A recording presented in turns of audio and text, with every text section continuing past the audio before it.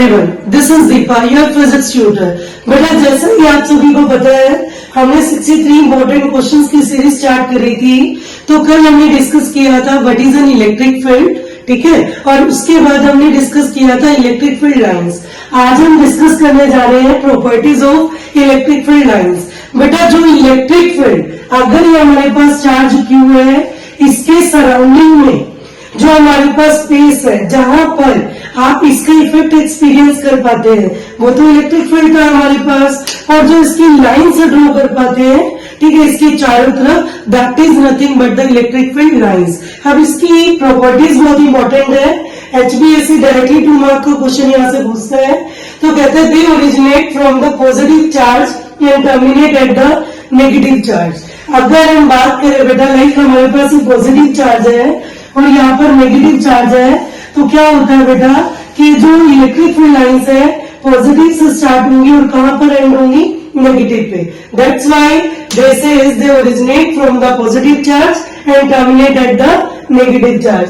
Next है हमारे पास they do not form close loop. एक बात हमेशा याद रखना बेटा, हम 2 चीजें पढ़ते हैं अपने फिजिक्स में, एक होता है इलेक्ट्रिक फील्ड, एक होता है magnetic field. Electric field create होता है चार्जेस के कारण, कभी भी क्लोज लूप नहीं बनाएगा।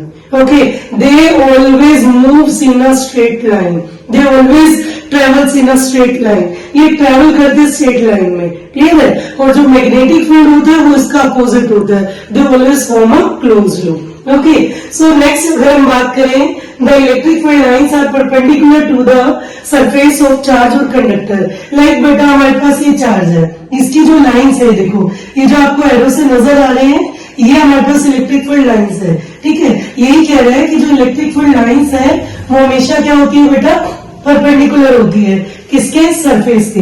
अब ये हमारे पास 2 तरीके के चार्ज हो सकते हैं, that can be the positive charge और that can be the negative charge. Positive charge होगा तो electric field lines always, they always goes out from that charge, हमेशा कहां जाएंगे बेटा, इस चार्ज से दूर। और अगर नेगेटिव चार्ज होगा, they always comes to the negative charge, because हमने फर्स्ट प्रॉपर्टी में क्या पढ़ा है कि स्टार्ट तो कहां से होती है बेटा, पॉजिटिव से, और एंड कहां पर होती है, नेगेटिव में। तो नेगेटिव की टुवर्ड्स आएंगी, और बेटा जो पॉजिटिव है that will goes away from the positive charge. Next है the tangent drawn on a magnetic field on a electric field line gives the direction of electric field line at that point। बेटा देखो जैसे हमारे पास अब ये है, ठीक है, एक हमारे पास ये इलेक्ट्रिक फील्ड लाइन है। अगर हम एक टेंजेंट ड्रॉ कर ले, आप सभी को पता है टेंजेंट क्या होता है बेटा, कोई भी लाइन जो उसे पर्टिकुलर टच कर दे तो हमारे पास क्या होता है बेटा, टेंजेंट। तो ये जो टेंजेंट है that will give the direction of electric field, clear है। तो ये हमें किसकी डायरेक्शन देगा, इलेक्ट्रिक फील्ड की, क्लियर है इतनी बात। नेक्स्ट क्या कह रहे हैं, 2 इलेक्ट्रिक फील्ड लाइंस, कभी भी 2 लाइंस आपस में इंटरसेक्ट नहीं करेंगी। कई बारी क्वेश्चन में बन जाता है कि whether 2 or more electric field lines do not intersect each other. बेटा इंटरसेक्ट का मतलब होता है एक दूसरे को काटना। कहता है कि 2 अगर इलेक्ट्रिक फील्ड लाइंस है, एक दूसरे को इंटरसेक्ट कभी नहीं करती, क्यों नहीं करती, देखो अब ये लाइंस है, क्या लग रहा है बेटा दूर दूर तक इंटरसेक्ट करेंगे। तो अगर ऐसा करेंगी तो क्या होगा बेटा, they will show more than 1 direction at a time. उस टाइम पे सिर्फ एक सिंगल और सिंगल पर्टिकुलर टाइम पे 2 या 2 से ज्यादा डायरेक्शन दिखाएंगी, which is not possible. Electric field की 2 या 2 से ज्यादा डायरेक्शन एक टाइम पे बताना पॉसिबल नहीं है। फॉर एग्जाम्पल बेटा I have to move away from that board, मुझे इस बोर्ड से दूर जाना है, I can move in the north direction, south direction, east या फिर वेस्ट। एक पर्टिकुलर डायरेक्शन में मूव कर सकती हूँ, not a more than 1 direction. That is why the direction of electric field lines more than 1 is not possible. Next क्या कह रहे हैं, the electric field lines repelled by the positive charge. आगे बेटा वही वाली बात कि जो इलेक्ट्रिक फील्ड लाइन है वो रिपेल करेगी पॉजिटिव चार्ज से और अट्रैक्टेड होती है किसी बेटा, नेगेटिव चार्ज से। अगर पॉजिटिव चार्ज होगा तो उससे दूर जाएंगी इलेक्ट्रिक फील्ड लाइंस, और नेगेटिव चार्ज होगा that will comes to the negative charge. ये एक क्वेश्चन जो आपके पास 11 प्रॉपर्टी ये बड़ा इंपॉर्टेंट है, that is important for the competitive exam. NEET कई बार यहाँ से क्वेश्चन पूछ लेता है बेटा नीट के पेपर में कि अब हमारे पास ना ये इलेक्ट्रिक फील्ड लाइंस दे दी, यहाँ पर 2 पॉइंट दे दिए, कह रहा है कि बताओ कि जो इलेक्ट्रिक फील्ड है वो ए पे ज्यादा है या बी पे ज्यादा है। बेटा एक चीज हमेशा याद रखना, जो डेंसिटी है लाइंस की, मतलब जहां पर लाइंस का क्राउडिंग एरिया होगा, जहां पर क्राउड होगा लाइंस का, वहां पर इलेक्ट्रिक फील्ड लाइंस जो है वो रिप्रेजेंट करेंगे बेटा मोर इलेक्ट्रिक फील्ड को, ज्यादा इलेक्ट्रिक फील्ड को, और जहां पर क्राउड कम होगा तो वहां पर क्या करेंगी, कम शो करेंगे इलेक्ट्रिक फील्ड को। अब आपको देखने से ही पता चल रहा होगा बेटा कि जो बी पॉइंट है ये क्राउडेड एरिया में है, तो यहाँ पर हमारे पास इलेक्ट्रिक फील्ड ज्यादा है, और ए बाहर है इनसे, तो इलेक्ट्रिक फील्ड क्या है बेटा, कम।